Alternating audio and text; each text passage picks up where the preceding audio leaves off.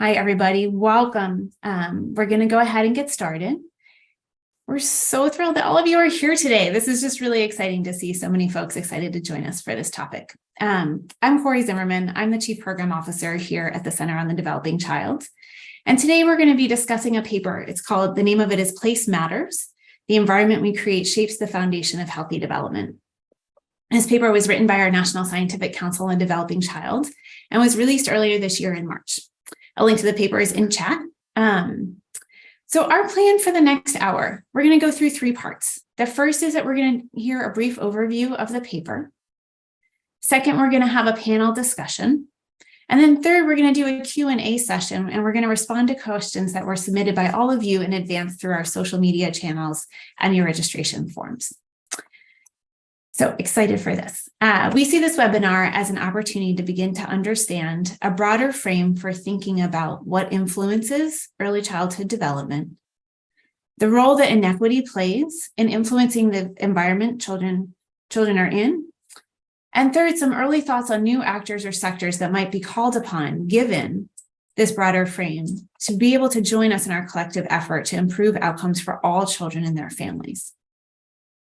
So before we get started, I just want to note a few housekeeping things.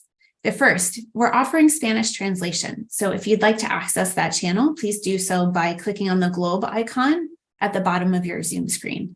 And we're going to do our best to go slow so that the translators can do their job well, and appreciate that we get passionate about these topics. So we're going to do our best to try and go at a slow pace. Second, if you'd like to access closed captioning for today's webinar, you'll see that option at the bottom of your Zoom screen too. And then third, you'll notice the chat and the Q&A option are closed. And that's because all of you shared such terrific questions in our social media channels and while you were registering, and we've culled through those and picked a few top ones to be for our time for Q&A at the end. And we're going to try and get through as many of those as time permits. Okay, with that, let's get started. It is my pleasure to introduce you to my two colleagues, Dr. Lindsay Burkhart, who is the Chief Science Officer here at the Center on the Developing Child. And then second, Dr. Dominique Lightsey-Joseph, who is our Director of Equity, Diversity, Inclusion, and Belonging Strategy here at the Center. You'll see links to their bios in the chat. Okay, so we're going to start with a brief overview of the working paper Place Matters from Dr. Burkhart. So I'm going to turn it over to her, and we're going to give her a minute to get her slides up on screen. Thank you, Corey. I appreciate it. I'm going to share my screen here. Bear with me just for just a moment. All right. So thank you again, Corey, for that introduction. And thanks to all of you today who took time out of your day to join us and to hear about this new working paper from the National Scientific Council. So the overall focus of this paper is really to broaden the frame of how we're talking about early childhood development and health. And we're going to look upstream today and consider all the different factors that influence how kids develop. So we all experience this continuous influx and flow of influences from our environments, and they begin before birth, right? In the earliest days of the prenatal period, and they continue throughout our lives. And these influences include the environments of relationships.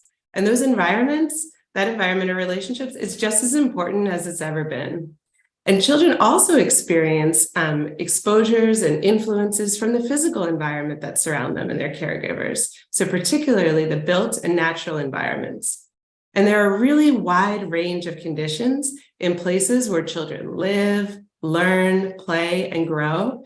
And all of these conditions have the ability to get under the skin and affect the developing brain and also other biological systems. So the immune system, the microbiome, and the metabolic system, among others.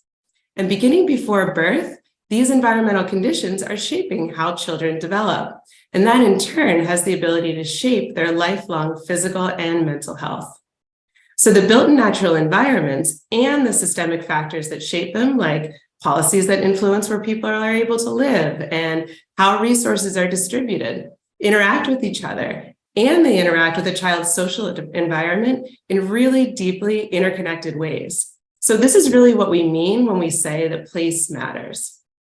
So every environment is infused with a combination of influences, and these influences can have positive or negative effects, right, on health and development. And it's also really important to recognize that level of exposure to risk and access to opportunity for children are not distributed equally.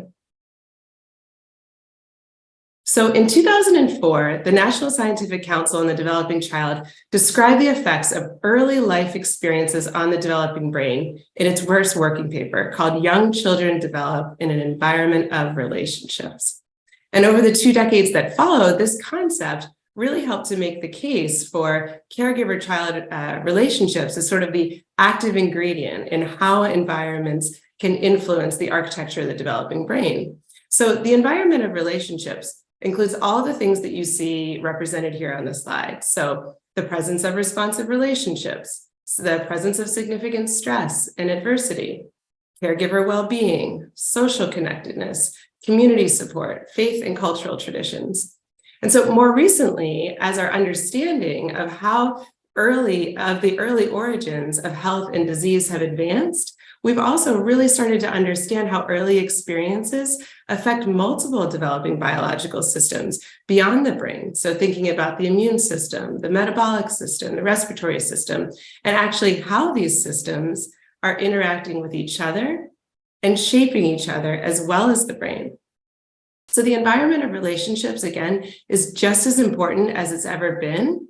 But these environments, that environment or relationship, it doesn't exist in isolation. It exists in the context of these much broader environments that include the built and natural environments that surround children. So let's talk a little bit more about the rest of this picture. Exposures from the natural and the built environments also directly shape the development of biological systems inside the body. And they interact with adult-child relationships in a really deeply interconnected way. And these exposures can be positive or negative. And they can include things that you see on the screen here, like air quality and temperature that children breathe, the purity and availability of their water supply, their ability to access safe green space and healthy housing, and whether or not they're exposed to things like environmental toxicants. So we can take the example of lead as one that many people are familiar with. So lead is one factor in the built environment that connects to safe and healthy housing, connects to clean water supply and to exposure to toxicants. And we've known now for a really long time that lead is harmful to children's development, particularly in the prenatal period and in the earliest years. And lead is still a challenge for a lot of families that today that are still dealing with this. And the ongoing situations in Flint and in Jackson speak really clearly to this issue. So the presence of lead in children's drinking water directly influences and affects their development. And it also shapes the environment that their caregivers are in with the burden and stress that it puts on them. So if there's lead in the water supply, caregivers often have to seek out alternatives, and it's typically at a cost. They may need to find time for additional doctor's visits and follow-up, and all of this can cause stress on them, and that can impact their ability to be in a caregiving relationship. So when we look at an environment, one that provides lots of positive influences is more likely to support children's healthy development. And just as an environment that provides or imposes more negative influences is going to be more likely to result in disease and in poor health outcomes.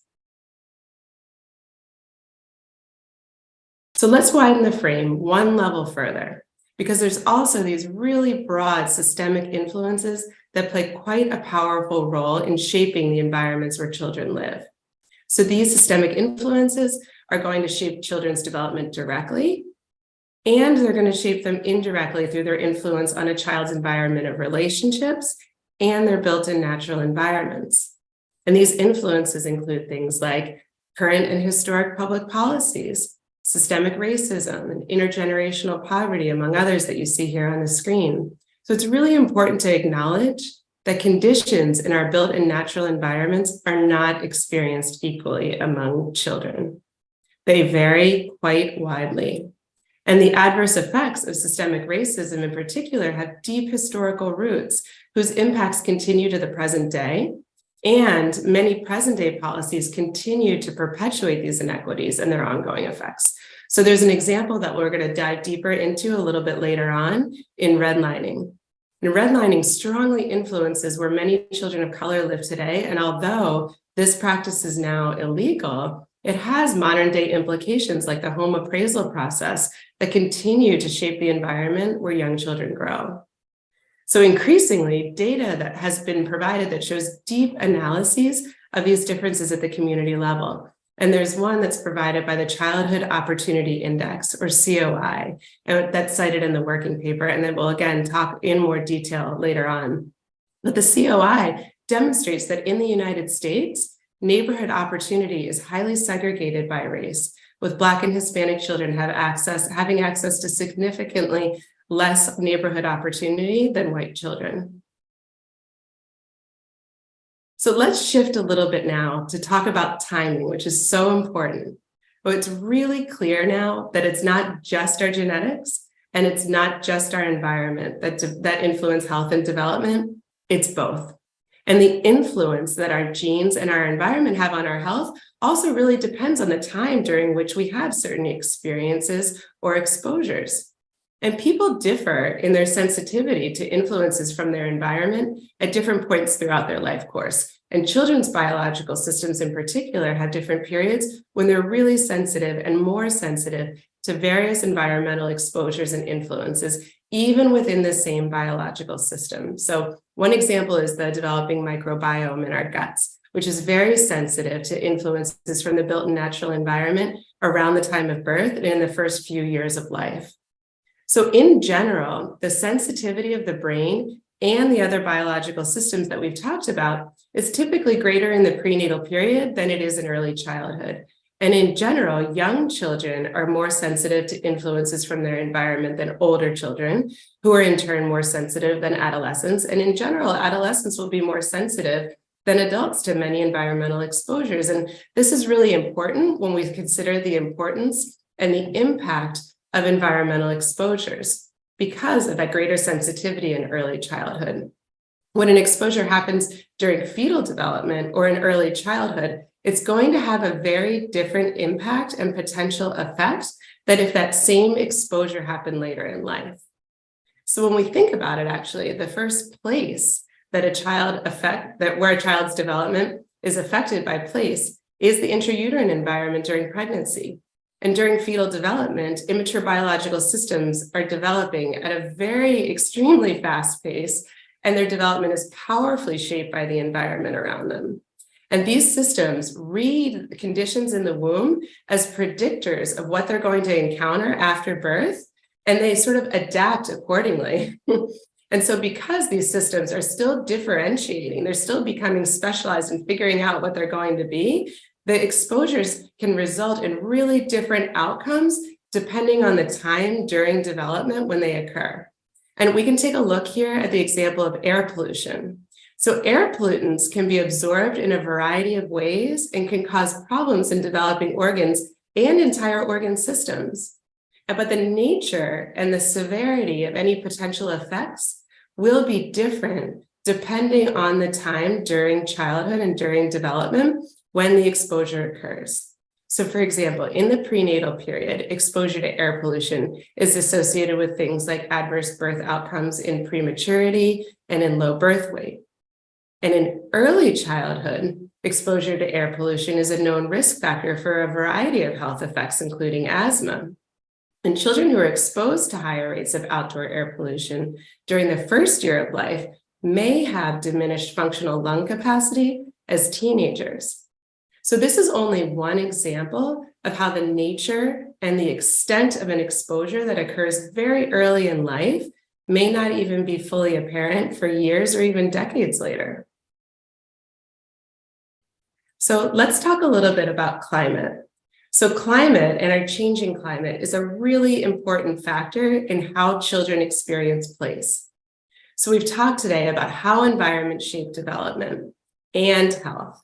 And we've discussed that what surrounds us quite literally shapes us. So let's go back to thinking really broadly about what's surrounding and shaping children in their environment. We talked about the quality and the temperature of the air that they breathe, the purity and availability of their water supply, their ability to access safe and healthy housing, their ability to access nutritious foods, and the quality and density of the buildings in their neighborhoods. So climate is modifying the environment where kids are living in a number of ways. It's increasing the temperature of the air that's surrounding them and making that air less pure. And it's altering the availability and purity of the water supply. And that's making housing less predictable through displacement and through increasing energy costs.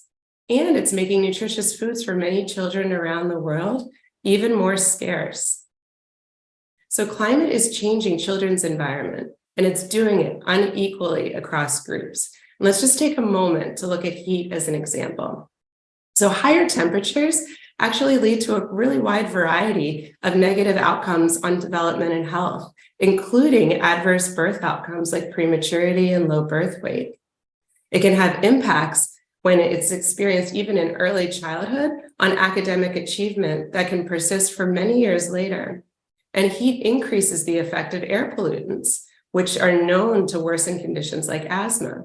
So more heat will intensify the effects of air pollution, and we'll see more problems with asthma as a result.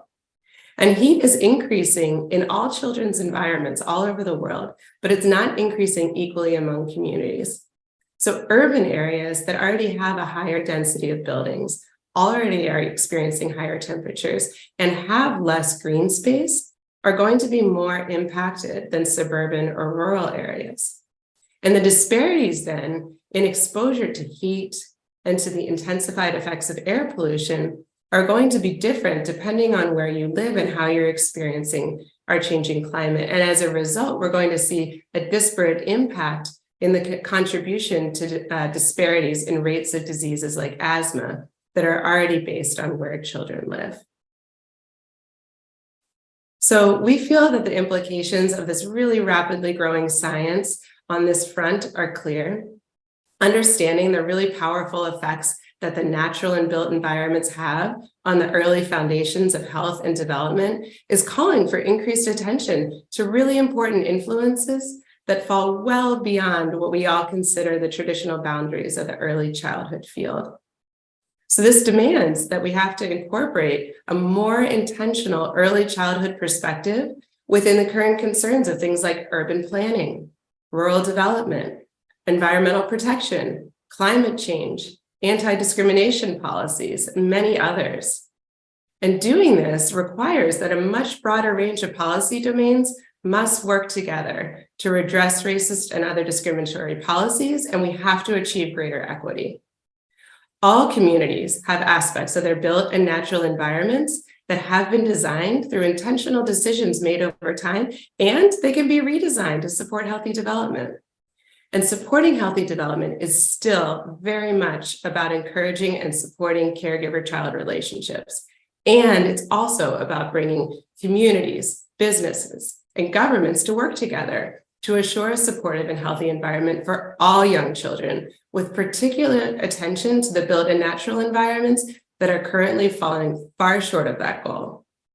So working together across various policy domains beyond the early childhood field and sector, we can reshape environmental influences with a science-informed lens and a shared goal of achieving fairness of place, so that all children can grow up in homes and neighborhoods that are free of hazards and rich with opportunity. So I'm going to stop there and turn it back over to Corey. All right. Thank you, Dr. Burkhart, for that overview of the paper. So many rich insights. I'm actually really excited to dive into this more now with you and Dr. Lightsey Josephs. Thank you. All right. That was a great overview. And now we're going to shift into the panel part. So Dr. Burkhart, this first question is going to be for you. You mentioned that every environment is infused with a combination of influences, that those influences can impact children in positive and negative ways. And I was wondering, can you give us an example of an environmental influence that has an important impact on children and families, but maybe it's not something that we typically think of as related to early childhood development? Like, does it help us dimensionalize a little bit? What would be an example? Yeah, thanks for the question, Corey. So one of my favorite examples here is green space. So our knowledge of the health effects of green space is really increasing as we're learning more and more of the science behind how green space exposure affects health and development in children.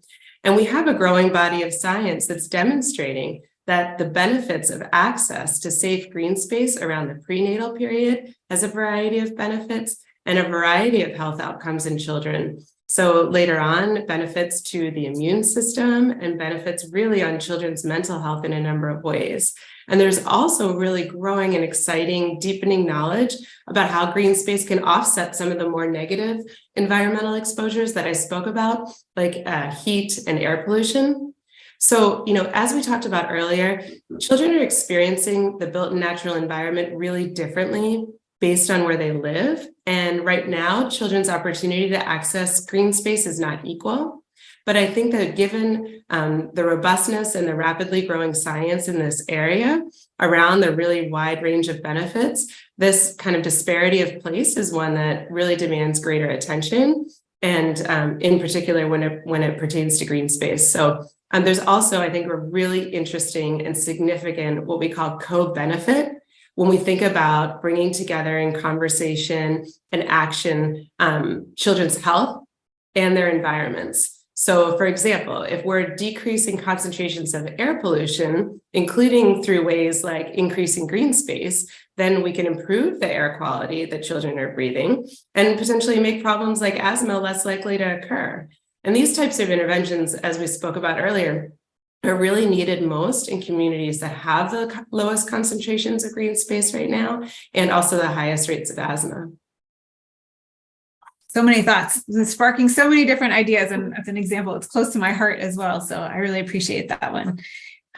Dr. Lacey Joseph, I want to bring you in. I want to ask about this concept of fairness of place that Dr. Burkhart mentioned. And I was curious if you could tell us a little bit more about the social history that's led to this unequal distribution of environmental influences. Sure. Thank you for having me today, Corey, and good to see you, Dr. Burkhart. Yeah, sure. I can answer that question for you. I think in understanding the unequal distribution of environmental influences, we have to name the historical practice of redlining in the U.S., which is a policy in the 1930s by the Federal Home Owners Loan Corporation, in which neighborhoods, particularly those that were populated by Black residents, were color-coded based on perceived financial risk for, real estate investments. And those areas that were color-coded red were seen as the riskiest and the most undesirable neighborhoods. And this process resulted in these communities being systematically denied vital services and opportunities for economic advancement in this country. And despite, the Civil Rights Act of 1964, the Fair Housing Act of 1968, which officially outlawed redlining, the economic disparities that resulted from these discriminatory practices persist.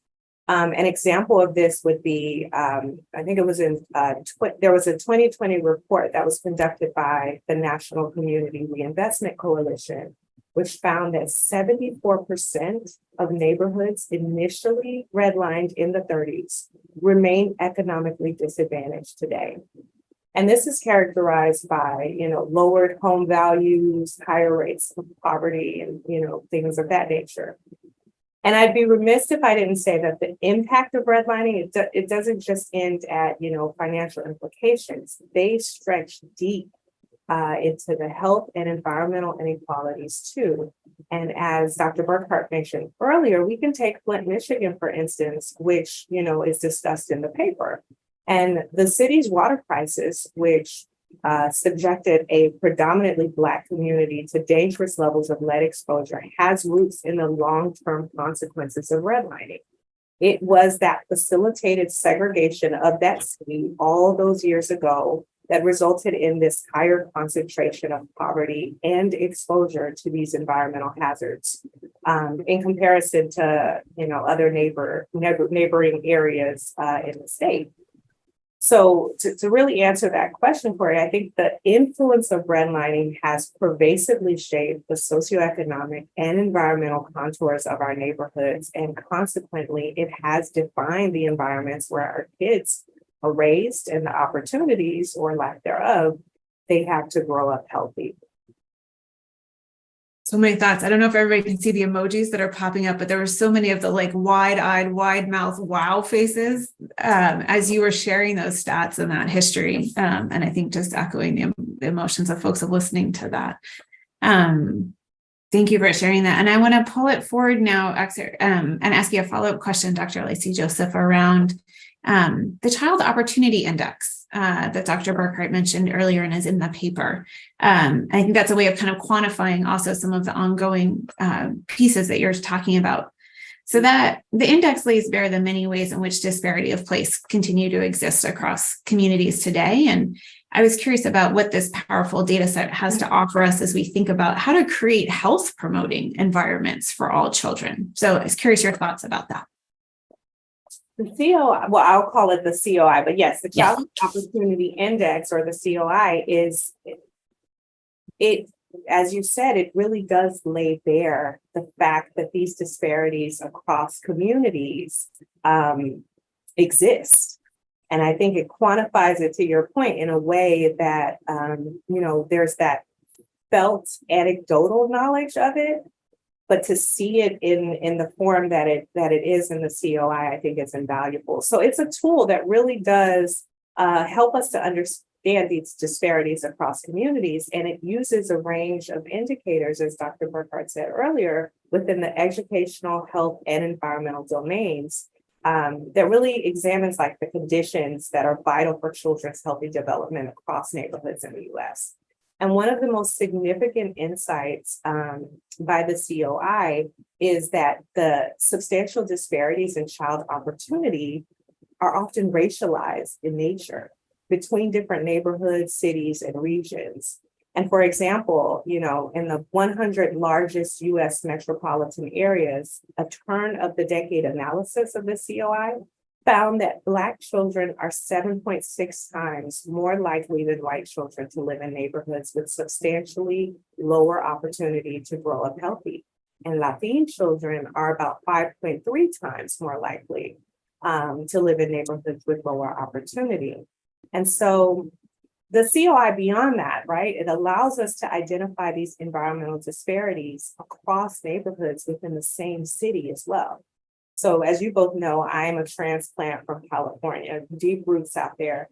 And there's a neighborhood in West Fresno that has consistently been ranked as one of the neighborhoods most burdened by population in the state of California. And subsequently, it ranked really low on the COI as well, due to the high air pollution and the limited green spaces. But in contrast to that, neighborhoods with a higher ranking within the same city, literally across the tracks, right, often have less pollution and more parks and playgrounds. And I think the data that is offered by the COI is really this powerful resource, right, that not only allows us to identify these spaces, but it also allows us to address these disparities in that they can inform, where these targeted interventions and resource allocation to neighborhoods that require more attention to infrastructure and investment is necessary. And I would say that it's important to note that while neighborhoods in Flint, like we mentioned a few times, and Fresno are still impacted by, being read all those years ago, the environments in which our kids live, they grow and they play and they learn, they are not fixed. And these outcomes are not inevitable. They are the product of decisions that have been made over time, and they can be reimagined and restructured. And so I think it's the responsibility of us, like researchers, government officials, advocacy groups, policymakers, just to name a few, but it's our responsibility to really work collectively with community leaders to invest and restructure these built environments. I think we have to work together. That's the only way that we're going to be able to support healthy development for kids regardless of their race, their ethnicity, or their socioeconomic status. I love that. You're getting so much love from the emojis about this last point around that, around just that this is a product of decisions that have been made over time, and we have the opportunity to redesign. And I find such power in that. There's such agency actually in that this is changeable. We can do this differently.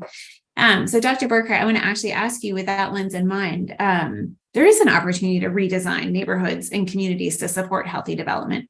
And I was curious, can you say more about you had a last point in your presentation that was around the expanded role for actors in other sectors outside the traditional early childhood field. So I wondered if you could expand on that a bit. Yes, absolutely. Thanks, Corey. And I think I'm going to take the privilege I have by being in this little box right now, just to plus one what Dr. Lightsey Joseph just said. And that I think for me, the thing about the COI that really stands out is her point that she made about the geographic proximity and the starkness of difference. I feel that we can't emphasize that point enough. If you look at cities like Milwaukee, I think is a good example of one where literally adjacent to each other, some of the highest levels of opportunity in the state and the lowest opportunities in the country right next to each other. And I think that it just highlights that intentional decision making of where to allocate and distribute resources. It's a really stark example. And if you check out if anyone's interested, you can go to the website actually and learn a lot about the COI in your particular area. And it kind of translates, I think, to what we experience and know from our own experiences. So not adding anything more eloquent than what Dr. Lightsey Joseph said, but I think just a really, really valuable tool when we're thinking about where we can invest and where we can focus health promoting environments. So yes, I did, to get back to your question, Corey, thanks. In the beginning of our time together, I talked about broadening this list of policies that we're thinking about as affecting the foundations of early childhood development and lifelong physical health and mental health. And the list I gave is by no means exclusive, but I think that looking at things like environmental protection, climate change policies in particular, mitigation, housing, urban planning, zoning requirements, which helps to redress things like redlining, economic development, criminal legal reform and the criminal justice system, and anti-discrimination policies, we can bring decision makers from all these different sectors to the table, even though they haven't traditionally considered their work perhaps as impacting childhood development and lifelong health.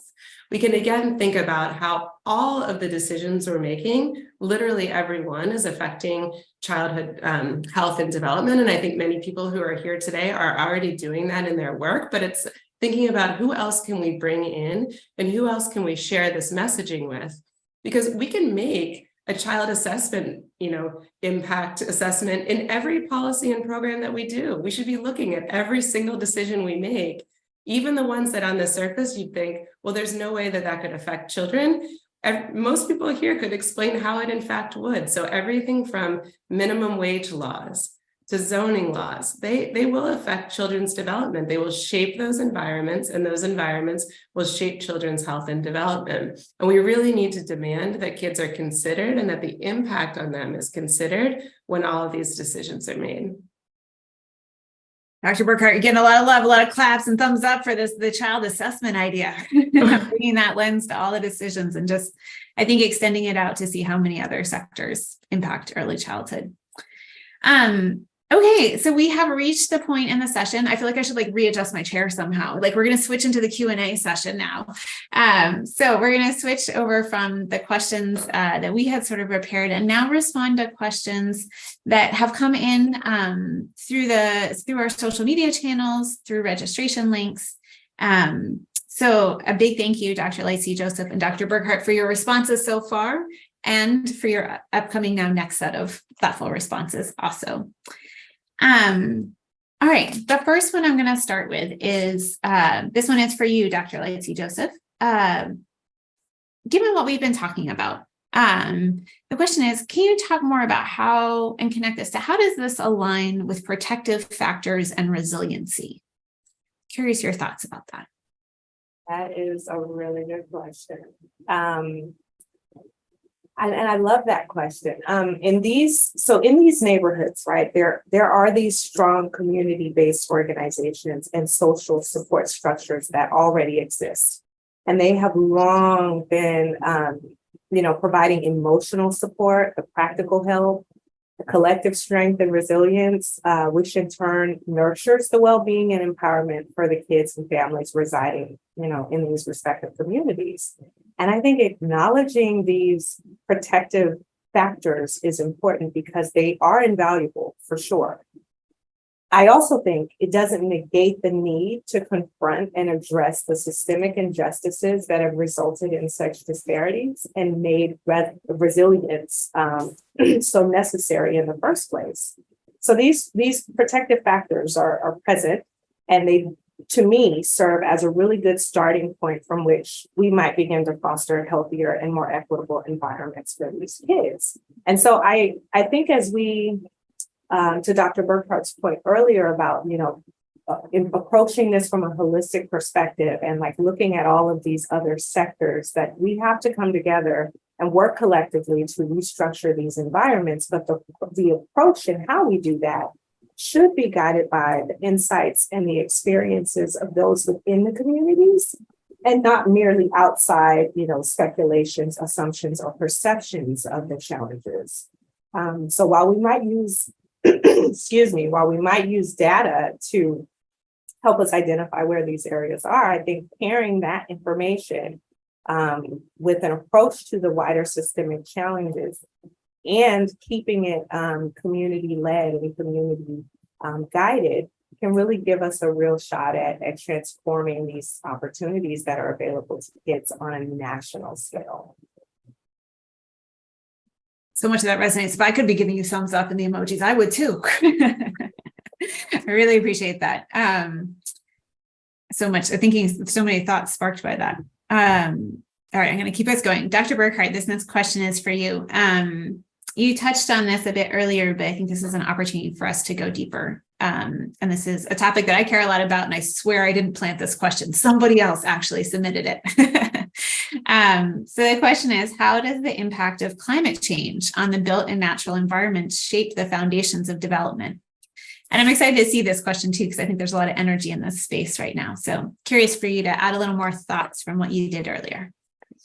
Yeah, thanks, Corey. I appreciate the chance to come back to this topic and to talk more about it. You know that I share this passion with you, but I also think it's a real opportunity for those of us in the early childhood field who kind of understand how all these different influences affect children's health and development, to bring two conversations into the same space that maybe aren't happening as much as they could right now. So climate change and children's health are two things that I think once we can kind of explain the connections between the two, make a lot of sense, but aren't necessarily intuitive, especially for some of those sectors that I mentioned before that kind of sit outside of what we consider the traditional scope of the early childhood field.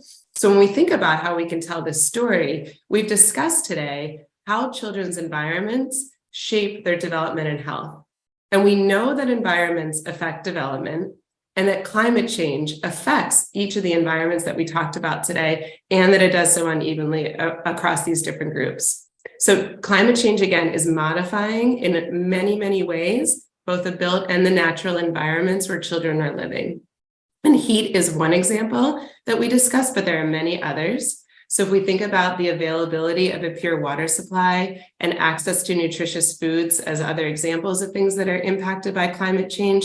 So if nutritious foods are less available, for example, this can directly affect children's developing biological systems, especially in the prenatal period and early childhood. So when we take what science has already demonstrated and what we already know about the importance of nutrition or lack thereof in the prenatal period and early childhood, and then we think about how that's modified and changed by climate, it becomes a really clear and compelling story about why this is a really important issue that's going to affect and is affecting today children's development and health. And then things like natural disasters and flooding are going to increase the number of families who are displaced from where they live. And that's going to significantly alter the physical environment that surrounds those children, and it's going to directly affect their developing biological systems as well.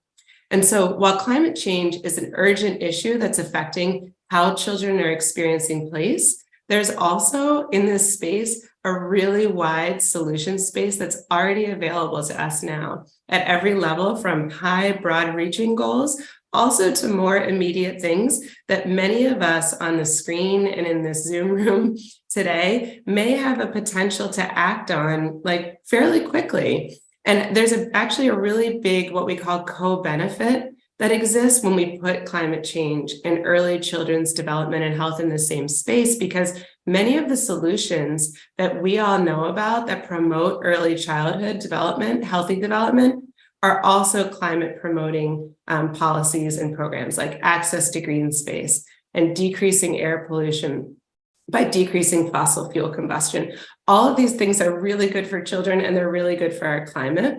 There's a strong financial case that we can make here too. So there's good research that's demonstrated that for every dollar we put into decreasing greenhouse gas emissions, for example, we see up to almost at least $6 gained in child-related outcomes. So that's pretty compelling and maybe something we can take out into the field when we have these conversations.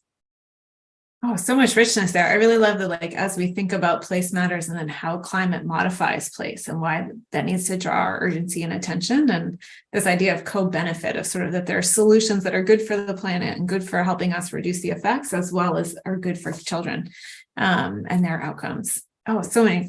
We could spend another hour there, but that's not what this webinar is for. Okay, let me keep going in questions. All right, our next one is Dr. Lightsey Joseph. This one is for you.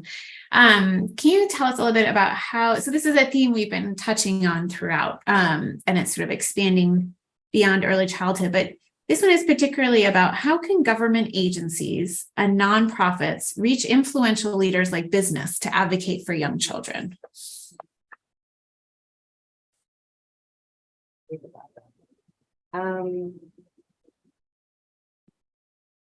So I think that in the same vein as Dr. Burkhart's presentation earlier at the time of our start together, I think the key to reaching influential leaders like those in business is to first recognize that there is this intersectionality of children's lives. And so the environments that they are growing up in are influenced by so many sectors outside of just the early childhood arena. So really anybody, everybody can contribute from their respective domains, and it's going to take that kind of a holistic approach. There's that term again, to make this change happen. And I think to answer this question more directly, I might use what we do at the center as an example. So, we have the knowledge base on early child development as it relates to the brain. And we do the work to turn that scientific information into practical action. And we develop partnerships to engage with leaders, some within ECD and some outside. And we adjust what we bring to the table to their respective contexts. And then that enables those leaders to go out and advocate for and restructure programs and policies that favor children and families within their own unique contexts. And so from my perspective, I see advocacy being more about more than just persuading others to act. It's equally about investing the time into empowering one another to act. And so I think the aim of government agencies and nonprofits should be to provide open access to our insights and our resources, develop outreach tactics that are context specific and relevant. And I think we need to partner with leaders with respect for their unique contexts. And when we approach these leaders, we also need to, be sure that we're not just seeing them merely as benefactors of our information or our resources. They are our partners in doing this important work. I love that. There's so much of it's a two-way interaction here, and sort of what do we bring and how do we engage together in this work? I love that. So this, I think it connects actually in some ways to this next question that we have. The next question is for you, Dr. Burkhart, and it's asking about what are possible changes that schools can make? So now coming at it from kind of a different lens and different set of partners. What are possible changes that schools can make to have a positive impact on healthy development? And maybe there's some particular calling out of early care and education centers too within that, but the question asked first sort of about schools. Yeah, no, it's a good question. And it's tough because, most schools are already taking on like really substantial, really difficult efforts to meet like basic needs of a lot of students and teachers. So how we think about talking about adding in and layering in things like place-based support in those spaces, I think really has to be done in alignment with the needs and the priorities of people who have been working and are working in that space for a really long time to make schools the health promoting environments that they are. And I think as in any program or policy domain, it's really important to call out what Dr. Lightsey Joseph said in involving and working with the community who is there and affected and in those schools to understand what the needs are and what their priorities are, whether it's related to air quality in schools, to high temperatures in classrooms, or to access to clean drinking water.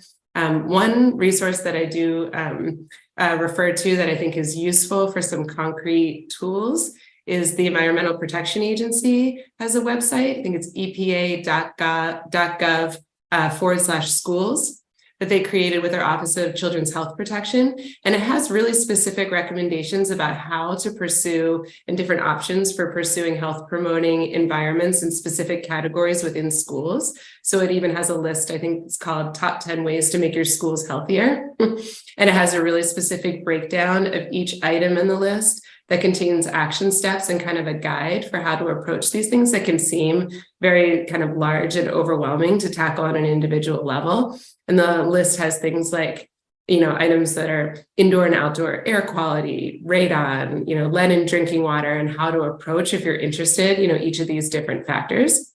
And I think we can also think about green space, the issues that we talked about earlier, and thinking about if there's local context or opportunity to bring green space to children's learning environments, even and especially the early care and education environments too. We know that there's benefits to having children access green space, and if they're able to do that locally in their school environment, I think that's really potentially powerful. Thank you. And I think there's so many creative solutions out there right now too around how to schools and the outdoor learning environments and what they're being able to do. And it's a great resource. Thanks for sharing about the EPA one. Yeah. Okay. I think we have time, for 2, maybe 3 questions. We'll see here. So the next question, Dr. Lightsey Joseph, is about, this is kind of touching a little bit on what we've talked about earlier, but how might we use data better to identify neighborhoods for higher investment and what needs are most prevalent so we know where? Curious your thoughts. Yes, data, critical. It's critical role in informing policy decisions and identifying neighborhoods in need for that higher investment. And we've been talking about it, as you said, with the COI being one example, which we've been discussing. But I want to pick up too on what Dr. Burkhart was saying in terms of looking at the data on environmental conditions of neighborhoods. I think that has a really rich, rich data source that we could tap into as well. And that could include looking at the data on pollution levels, access to green spaces, quality of housing, just to name a few.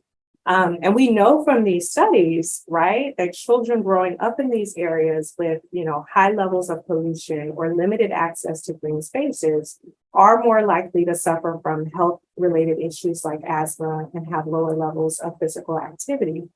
We can also look at access to health resources, such as primary care providers, nutritious food options, because those are critical to children's physical development and overall well-being.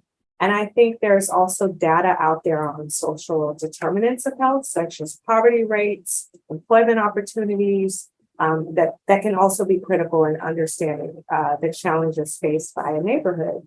And I think cross-referencing all of these data points on top of one another might be the way that we can, identify those neighborhoods that are most in need of investment. And a neighborhood that might rank low across all of those indicators I just mentioned would be a prime candidate for some form of a community-based participatory intervention. And I know that's a mouthful, community-based participatory intervention. But I say that because it goes back to what I said earlier. It's not just about identifying where these neighborhoods are. Any interventions would need to involve and partner with the communities and the local organizations who are already doing this work to really understand like those specific needs and strengths within the context of the neighborhood. I love that. That makes a lot of just so many pieces that are connecting to what we've been talking about. I want to draw out this question's for you, Dr. Burkhart, and just draw out one particular dimension actually of what we've been talking about where there's inequity and there's a lot of data.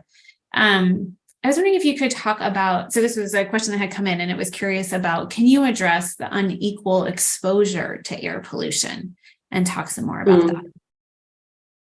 Yeah, I think it does. It's a nice question too. I think it ties together some of the points that Dr. Lightsey Joseph was just making. I'll put out there first, we use the term air pollution a lot. When we say air pollution, it's actually composed of, air pollution really means a bunch of different things that are put out into the environment that are harmful for human health and development, but it's generally a mixture that comes largely from fossil fuel combustion. So we can think about things like cars, buses, like manufacturing sites, and the amount of air pollution that a child is exposed to depends on where they live.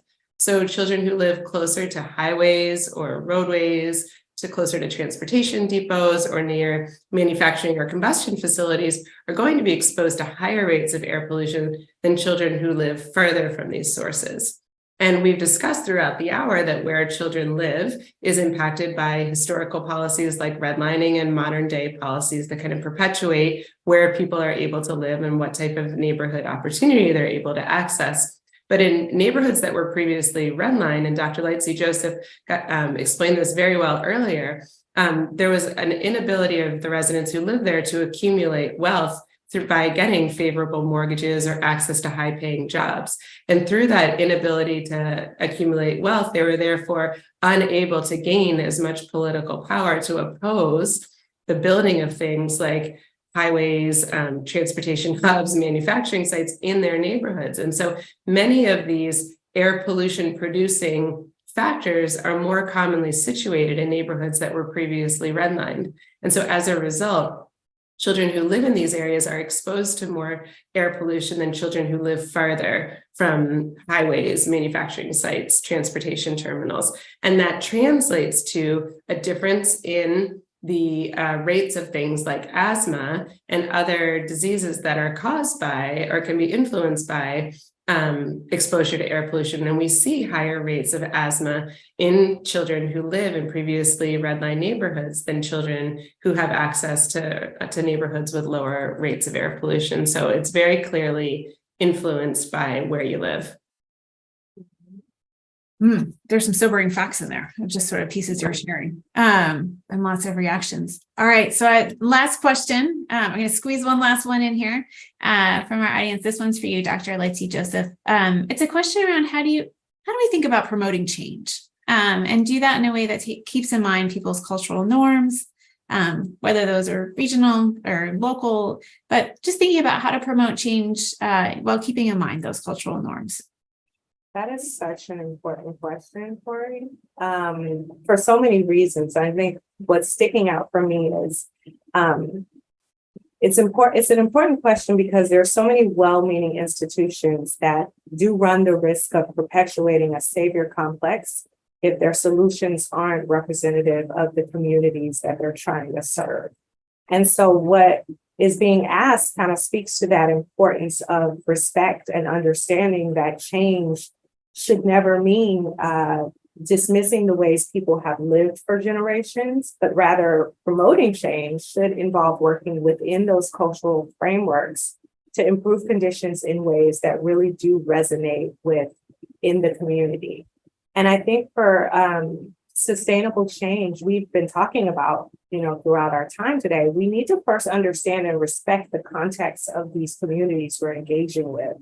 And this can be achieved in a number of ways, whether it's active listening, engaging in learning opportunities or community building relationships, collaborating with community members across, across different events. It's really about amplifying those voices and insights rather than imposing our own. I think we also need to recognize that there's not a one size fits all approach to problem solving. Solutions that work in one context or in one neighborhood might not work in another. So we have to really develop these tailored, targeted strategies that align with the specific realities of a respective community. And then I think the last thing I would say is it's really about building capacity and empowering communities too, by providing access to the knowledge that we have. So the goal is to make sure, we're respectful of the cultural aspects in these communities while promoting and supporting the improvements of conditions in those communities. And I think to achieve this, our approach has to be rooted in empathy, respect, and most importantly, not most importantly, but also very important, is partnership. Oh, what a great note to end on. All right, I'm pulling forward the themes of there are these universal concerns and ways we can use data, but really having an approach that's rooted in empathy and respect and partnership. All right, it is time to close out today's webinar. We're going to put up here in a moment a evaluation survey. We really ask you please to take a few minutes to complete it. You'll see a link in the chat, or you can access it, literally hold your phone up and take a picture of it. We read genuinely every single survey that comes in, so really grateful for the time that you'll take to fill it in. Please do so. After this, and appreciating all the hearts and claps that are coming in for our panelists today, a huge thank you to Dr. Burkhart and Dr. Lightsey Joseph for all of the insights that they shared with us today. So please keep sharing the applause and hearts for just the wonderful, wonderful insights and information that they shared with us. Okay, after today, you will receive a follow-up email that will have a link to the recording in both English and in Spanish. It will get posted onto our YouTube page, so feel free to find it there and share it with others. You'll also get a link to the paper that was discussed today. And then after that, we hope you'll stay tuned. We're planning to have a webinar series this fall, continuing on the theme of built-in natural environments. So stay tuned on our social channels or sign up for our newsletter. They'll be advertised there. And with that, thank you. Thank you all for coming today and being part of this and all the ways that you interacted and engaged before and during today. We hope this webinar has been useful, and we wish you the best in your continued work supporting children and families. Thank you for all that you're doing, and really thrilled to be on this journey with you. Thank you.